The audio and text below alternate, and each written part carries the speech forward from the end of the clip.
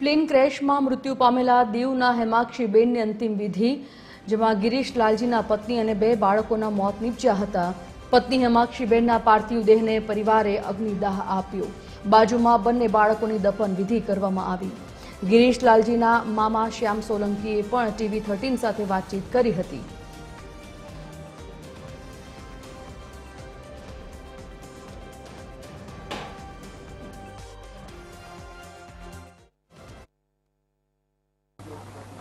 દીવ ખાતે પણ માતમ છવાયેલો છે. જે પ્લેન ક્રેશની દુર્ઘટના થઈ ત્યારબાદ 5 મૃતદેહ દીવ ખાતે રવાના કરવામાં આવ્યા છે.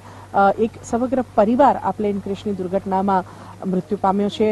હાલ અમે ગાંધીપરા સ્મશાન ખાતે છીએ. જોઈ શકાય છે કે જે પરિવાર હતો, ગિરીશભાઈ લાલજીનો જે પરિવાર હતો, લંડન જઈ રહ્યા હતા તેઓ, અને આ પ્લેન ક્રેશમાં મૃત્યુ પામ્યા છે. તેમના પત્ની હેમાક્ષી જે છે તેમના પાર્થિવ દેહને હાલ અગ્નિદાહ આપવામાં આવી રહ્યો છે. જોઈ શકાય છે કે તેમના જે સ્વજનો છે તેઓ અહીં સ્મશાન ખાતે પહોંચ્યા છે. આવા જ એક સ્વજન સાથે આપણે વાત કરવાનો પ્રયત્ન કરીશું. શ્યામજીભાઈ, આપનો જે નમસ્કાર, આપના જે પરિવાર છે, ગિરીશભાઈ આપના ભાણેજ થાય, તેઓની જે દેહાંત થયું આમાં દુર્ઘટનામાં, હાલ હેમાક્ષીબેનને અગ્નિદાહ આપી રહ્યા છો.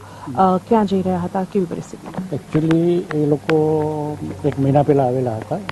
ગિરીશભાઈ, એમના પત્ની, એમના 2 સંતાનો, અને 1 મહિનો રોકાયા હતા. આવવાનું મુખ્ય કારણ એ હતું કે ગિરીશભાઈના 1.5 વર્ષની છોકરી હતી, અને આપણા હિન્દુ ધર્મ પ્રમાણે એમને વાળ ઉતારવાની જે વિધિ હોય તો એ લોકો વિધિ કરવા માટે આવેલા.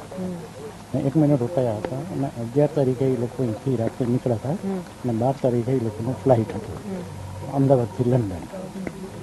12:30 એ લોકો ફ્લાઇટમાં બેસી ગયા હતા ત્યારે એમનો મેસેજ આવી ગયો કે અમે ફ્લાઇટમાં બેસી ગયા, લંડન પહોંચીને તમને ઇન્ફોર્મ કરીશું.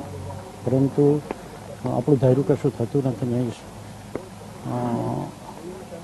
આકસ્મિક જે પ્લેન ક્રેશ થયું અને એમાં પૂરો પરિવાર, લાલજીભાઈ, હેમાક્ષીબેન, અમને એમના 2 સંતાનો, નાનું બાળક અને નાની બેબી, તમામના મૃત્યુ થયામાં. અને ત્યારબાદ અમે બીજા દિવસે ત્યાં જઈ અને સેમ્પલ આપેલું, અને DNA સેમ્પલ આપ્યા પછી 4-5 દિવસ પછી અમને ત્યાંથી મેસેજ આવેલો કે લાલજીભાઈનું સેમ્પલ મેચ થઈ ગયું છે, અને લાલજીભાઈની બોડી અમે રવાના કરી રહ્યા છીએ. અને ત્યાંથી ગઈકાલે લાલજીભાઈની બોડી સવારે આવેલી હતી, અને ગઈકાલે અમે લાલજીભાઈની અંતિમ ક્રિયા અહીંયા સાથે પતાવેલી હતી. ગઈકાલે રાતે ફરીને અમને મેસેજ મળ્યો કે હેમાક્ષીબેન અને બંને સંતાનોના DNA મેચ થઈ ગયા છે, એટલે અમે બોડી રવાના કરીએ છીએ.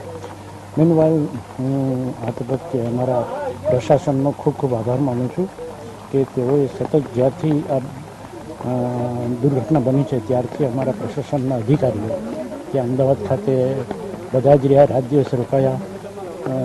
હોસ્પિટલ પ્રશાસન સાથે એ લોકો સંપર્ક કરી અને બધાના DNA સેમ્પલ મેચ કરવામાં ઘણી બધી સહયોગ કરેલો. આજે પણ પ્રશાસન તરફથી અમને અહીંયા નાના બાળકો હોવાને કારણે એમને દફન કરો, દાટવામાં આવે, એમના માટે બધી વ્યવસ્થા પણ કરી છે. એટલે આ તબક્કે હું એમનો પણ આભાર માનું છું. અને આજે સવારે એમની બંને બોડી 2 બાળકોની અને હેમાક્ષીબેનની આવી, અને અમે તે બોડી લઈને અત્યારે સ્મશાનમાં આવ્યા છીએ. અને હેમાક્ષીબેનની અંતિમ ક્રિયાને અગ્નિદાહ આપી દીધેલો છે, અને ત્યાં 2 સંતાનો માટેની જે વિધિ કરવાની છે અત્યારે ત્યાં ચાલુ છે. તો આ હતા શ્યામજીભાઈ સોલંકી, જેમનું કહેવું છે કે જે લાલજીભાઈ અને તેમનો પરિવાર હતો તેમનો દેહાંત થયો, આ દુર્ઘટનામાં તેમનું મૃત્યુ થયું, અને હાલ જે હેમાક્ષીબેન છે તેમની જે અંતિમ સંસ્કાર છે તે કરવામાં આવી રહ્યા છે. તેમના પાર્થિવ દેહને પંચમહાભૂતમાં વિલીન થઈ રહ્યો છે. જોઈ શકાય છે આ સમગ્ર પ્લેન ક્રેશની દુર્ઘટનાથી સમગ્ર ગુજરાત નહીં, સમગ્ર વિશ્વ સ્તબ્ધ થયું છે. ત્યારે દીવમાં પણ માતમનો માહોલ છવાયેલો છે. કેમેરામેન ધર્મેન્દ્રસિંહ સોલંકી સાથે TV13